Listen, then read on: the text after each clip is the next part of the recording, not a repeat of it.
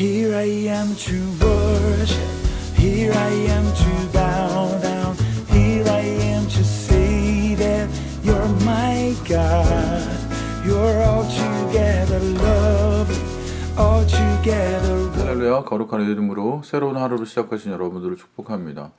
우리 오늘의 하루는 또 초림과 재림 사이에 있습니다. 주님을 기다리는 신앙으로 우리 삶이 어때야 할지 다시 한번 돌아보는 하루가 될 수 있기를 원합니다. 우리 주가 보이신 생명의 길을 찬양하며 우리 아침 기도회를 열도록 하겠습니다.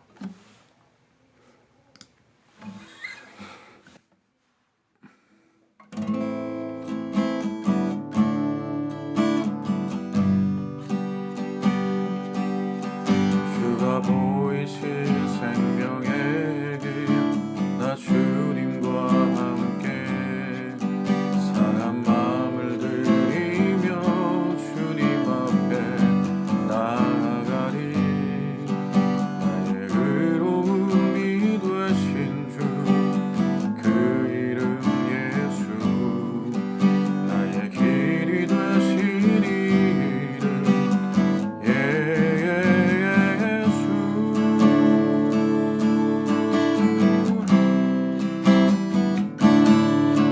나의 길 오직 그가 아시나니. 나를 단련하신 후에 내가 정금같이 나오리라. 다시 한번 주가 보이신 생명의 길, 나 주님과 함께 상한 마음을 들이며 주님 앞에 나아가리. 나의 의로움이 되신 주, 그 이름 예수. 나의 길이 되신 이름 예수.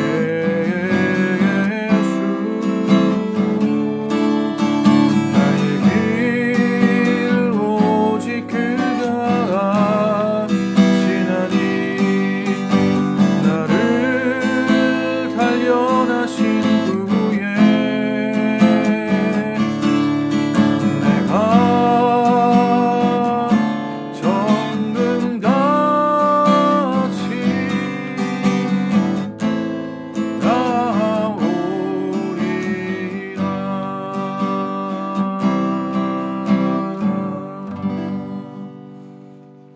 아멘. 오늘 아침 함께 나눌 말씀은 마태복음 24장 36절부터 51절까지의 말씀입니다. 마태복음 24장 36절부터 51절까지의 말씀입니다. 그러나 그날과 그때는 아무도 모르나니 하늘의 천사들도 아들도 모르고 오직 아버지만 아시느니라. 노아의 때와 같이 인자의 임함도 그러하리라. 홍수 전에 노아가 방주에 들어가던 날까지 사람들이 먹고 마시고 장가들고 시집가고 있으면서 홍수가 나서 그들을 다 멸하기까지 깨닫지 못하였으니 인자의 임함도 이와 같으리라. 그때에 두 사람이 밭에 있음에 한 사람은 데려가고 한 사람은 버려둠을 당할 것이요, 두 여자가 맷돌질을 하고 있음에 한 사람은 데려가고 한 사람은 버려둠을 당할 것이니라. 그러므로 깨어 있으라. 어느 날에 너희 주가 임하실는지 너희가 알지 못함이니라. 너희도 아는 바니 만일 집주인이 도둑이 어느 시간에 올 줄 알았더라면 깨어 있어 그 집을 뚫지 못하게 하였으리라. 이러므로 너희도 준비하고 있으라. 생각하지 않은 때에 인자가 오리라. 충성되고 지혜 있는 종이 되어 주인에게 그 집 사람들을 맡아 때를 따라 양식을 나눠줄 자가 누구냐. 주인이 올 때에 그 종이 이렇게 하는 것을 보면 그 종이 복이 있으리로다. 내가 진실로 너에게 이르노니 주인이 그의 모든 소유를 그에게 맡기리라. 만일 그 악한 종의 마음에 생각하기를 주인이 더디 오리라 하여 동료들을 때리며 술 친구들과 더불어 먹고 마시게 되면 생각하지 않은 날 알지 못하는 시각에 그 종의 주인이 이르러 어미 때리고 외식하는 자가 받는 벌에 처하리니 거기서 슬피 울며 이를 갈리라. 아멘. 1992년 10월 28일 그날이 기억나십니까? 저는 재수하는 수험생이었는데 바라지는 않았지만 또 기대도 없었지만 조금 기대하고 있었습니다. 그날은 담이 선교회가 예고한 휴거 날이었습니다.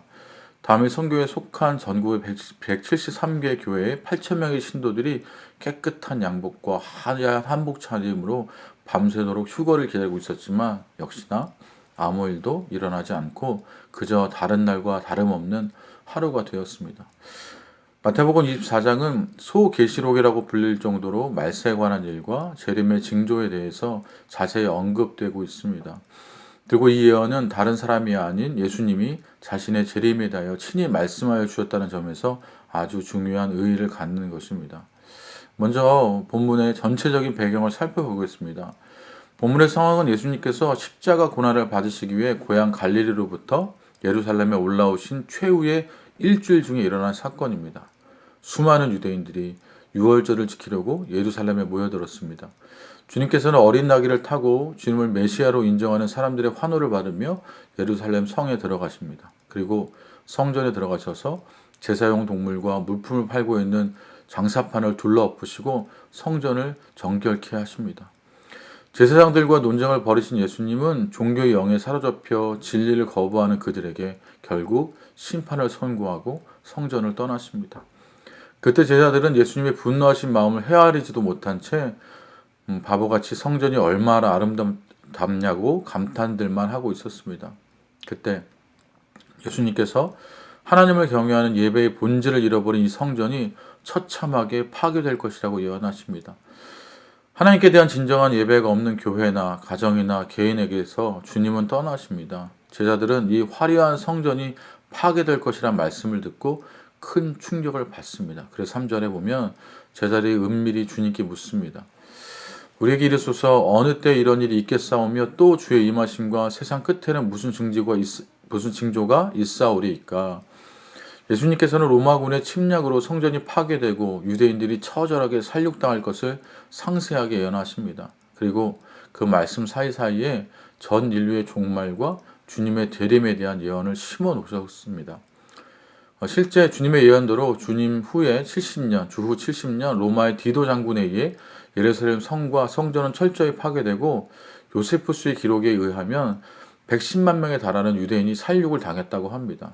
그때 유일하게 남은 것이 통곡의 벽이라고 불리는 서쪽 벽 일부입니다. 그리고 말씀 가운데 섞여 있는 인류의 역사적 종말에 대한 예언들은 아직 이루어지지 않은 채 남아있는 것입니다. 그리고 재림과 종말에 대한 말씀이 오늘 본문으로 이어지고 있는 것입니다. 같은 내용이 누가복음에도 기록되어 있습니다.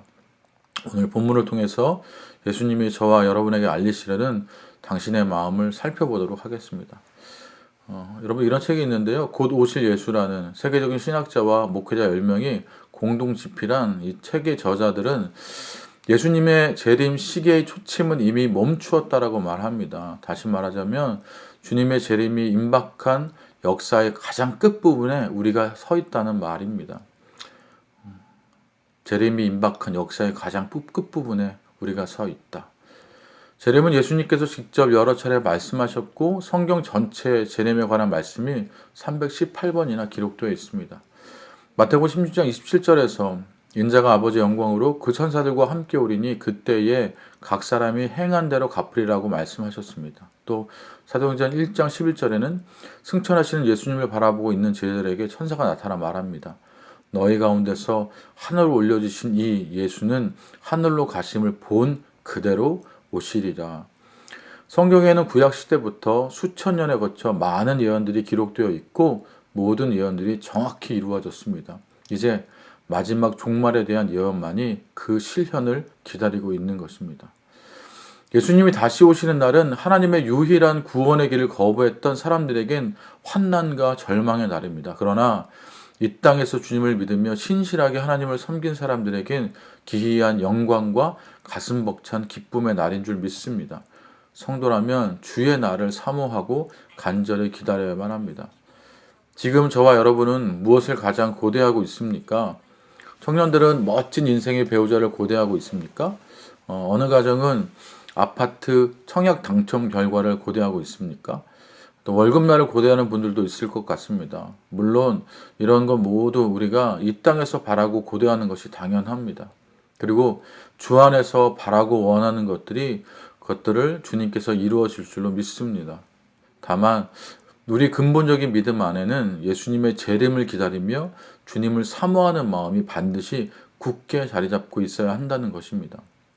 교회는 예수님의 신부라고 성경은 말합니다. 신부가 바랄 것은 오직 신랑이어야만 합니다. 신부는 정결한 신앙을 가지고 기다려야 합니다. 그 날과 그때를. 36절에 보면 그러나 그날과 그때는 아무도 모르나니 하늘의 천사들도 아들도 모르고 오직 아버지만 아느니라. 오직 그날과 그때는 하나님 아버지만 알고 계십니다. 그리고 마지막 때는 노아의 때와 같다고 말씀하십니다. 38절에 보면 노아의 홍수 심판 때에 사람들이 다 안전하다고 생각하고 먹고 마시고 장가가고 시집가며 평범한 일상을 보냈습니다.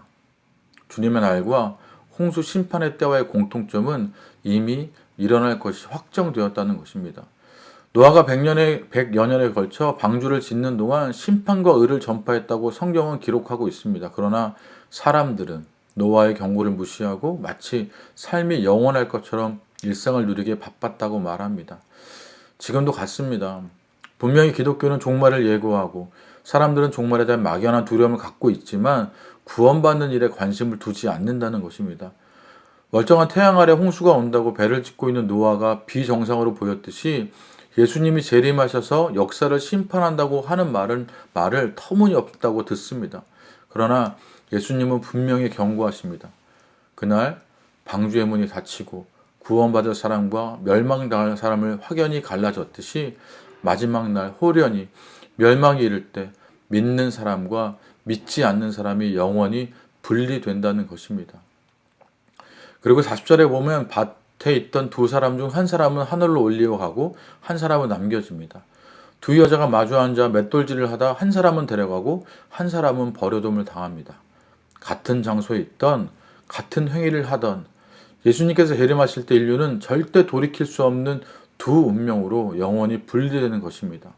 그리고 42절에 그러므로 깨어 있으라라고 예수님은 말씀하십니다. 영원히 운명이 결정될 그날을 대비해서 성도들이 할 일은 깨어 있는 일입니다. 주님은 깨어서 주님의 날을 사모하며 근신하여 믿음을 지킨 자들에게는 복이 있으리라고 말씀하십니다. 주님은 우리에게 오히려 힘써 깨어 있으라고 말씀하시는 것입니다. 그런데 깨어 있다는 것은 눈만 부릅뜨고 있는 것은 아닙니다. 46절처럼 착하고 지혜 있는 종의 말씀을 하신 것은 깨어 있다는 것은 무언가를 행동하라는 것입니다. 믿음은 신기하게도 하나님의 말씀을 힘써서 행하는 순간 현실이 됩니다. 말씀을 깨달으려고 억지로 시간을 내서 성경을 읽을 때 성령이 바로 저와 여러분의 마음을 비로소 감동시키십니다. 애써서 기도할 때 어느 정도 시간이 흘러야 그때 비로소 하나님이 우리와 가까이 계신 것이 느껴지기 시작합니다. 그리고 마음의 분노를 참고 믿음으로 사랑을 실천할 때 우리에게 평안과 위로가 부어지게 됩니다. 힘써 주님의 말씀을 지킬 때 우리는 믿음의 증거를 생생하게 체험하며 능히 깨어 있을 수 있는 것입니다. 우리가 마지막 시대에 깨어서 할 일이 무엇인지 주님께서 45절에 말씀하십니다. 그것은 다른 것이 아니라 우리에게 맡겨진 사람들을 돌보며 때를 따라 양식을 나누어 주라는 것입니다. 우리에게 복음을 전하고 또 돌봐야 할 영혼들을 맡겨 주셨다는 것입니다. 먼저는 가까이 우리 가족이고 이웃이고 동료고 멀게는 먼데 있는 땅끝의 영혼들입니다. 마지막까지 주님의 사랑은 여전히 믿지 않는 죄인들을 향해 계신 것입니다. 오늘 제자들에게만 성도를 돌보라는 말이 아닙니다. 오늘 함께 말씀을 보고 있는 누가복음에 보면 베드로가 오늘 이 말씀을 다 듣고 이렇게 묻습니다. 베드로가 여짜오되 주께서 이 비유를 우리에게 하심이니까 모든 사람에게 하심이니까. 그때 예수님께서 말씀하십니다. 주인의 뜻을 알고도 준비하지 아니하고 그 뜻대로 행하지 아니하는 종은 많이 맞을 것이요 알지 못하고 맞을 일을 행한 종은 적게 맞으리라. 무릇 많이 받는 자에게는 많이 요구할 것이요 많이 맞는 자에게는 많이 달라 할 것이니라. 당연히 모든 사람 모든 종에게 하시는 말씀이란 뜻입니다. 모든 사람에게 딱 맞는 사명이 있는 것이 아니라 크던 작던 그 사명이 저와 여러분 모두에게 있다는 말씀입니다. 아무리 우리의 믿음이 연약해도 섬기라고 맡겨준 영혼들이 있고 그들을 돌볼 때 주님께서 우리에게 다시 우리를 돌봐 주신다는 말입니다. 마지막으로 오늘 본문의 악한 종은 주인이 돌아올 것을 알고 있었다는 것을 우리는 기억해야 합니다. 당시에 진정으로 메시아를 기다리지 않던 형식적인 종교인들이 있었습니다. 또 오늘날 주님이 다시 오실 것을 기다리지 않고 종교 생활만 하는 형식적인 그리스도인에 대해서도 함께 말씀하십니다. 주님께서 맡겨주신 일을 짐지기 싫어하고 영혼들을 돌보지 않고 자기 소견에 오른 대로 살아갑니다. 그 행동을 보면 주인에 대한 존경도 사랑도 충성심도 없었다는 것을 보게 됩니다. 오히려 동료들을 때렸다는 것은 믿음을 도와주기는커녕 바른 믿음을 갖는 걸 방해했다는 말입니다. 그는 주님의 칭찬과 천국의 상급을 위해 이 땅에서 아무것도 하지 않았습니다. 주님은 재림 전에 우리가 구할 영혼을 건지고 돌보시기를 원하십니다. 말씀에 순종하여 깨어서 주님의 말씀대로 살아갈 때 구원의 축복만이 아닌 이 땅의 삶도 풍성한 영적 은혜를 누리는 걸 믿고 행하시길 주님의 이름으로 축원드립니다. 말씀을 맺겠습니다. 하박국 9장 2장 3절에 보면 이 묵시는 정한 때가 있나니 그 종말이 속히 이르겠고 결코 거짓되지 아니하리라. 비록 더딜지라도 기다리라. 지체되지 않고 정령 응하리라. 또한 예수님은 누가복음 21장 34절에 잠자지 말고 깨어 있으라고 명하십니다. 너희는 스스로 조심하라. 그렇지 않으면 방탕함과 술 취함과 생활의 염려로 마음이 둔하여지고 뜻밖의 그날이 덫과 같이 너희에게 임하리라. 그리고 마지막 날을 두고 우리에게 주신 명령은 다름 아닌 내게 주신 사명, 내게 맡기신 영혼들을 잘 돌보라는 것입니다. 우리가 사랑하는 가족들의 영혼을 위해 기도하며 돌보시길 바랍니다. 우리가 사랑하는 주변의 이웃들을 향해 그들의 영혼을 향해 기도하며 돌보시길 바랍니다. 우리 주변에 내가 섬겨야 할 이웃들, 우리 교회의 가족된 성도들을 사랑으로 잘 섬기며 착하고 충성된 주님의 종들이 되시길 바랍니다. 이 모든 주님의 명령을 순종하여 행하고 우리를 사랑하신 예수님의 오실 날을 사모하며 주님께 칭찬받는 성도님들이 되시기를 바랍니다. 소원합니다. 우리 함께 기도했으면 좋겠습니다. 오늘 우리 함께 기도할 때는 충성되고 지혜 있는 종을 찾으시는 주님, 주님의 손에 쏙 드는 종, 주님의 마음을 시원케 해드리는 종이 되길 원합니다.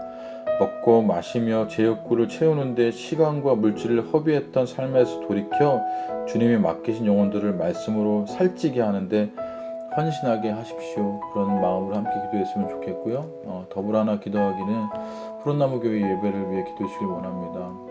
아이들 예배부터 작년 예배 이르기까지 또 금요황해기대와 또 각자의 가정에서 있는 모든 예배가 정말로 깨어 있어 주님의 그 재림을 기다리는 신부된 마음으로 주님을 살피고 또한 우리에게 맡겨진 영혼들을 살피는 그런 예배들이 될 수 있게 해달라고 그렇게 함께 마음과 기도할 수 있기를 바랍니다. 함께 기도하며 나아갑시다.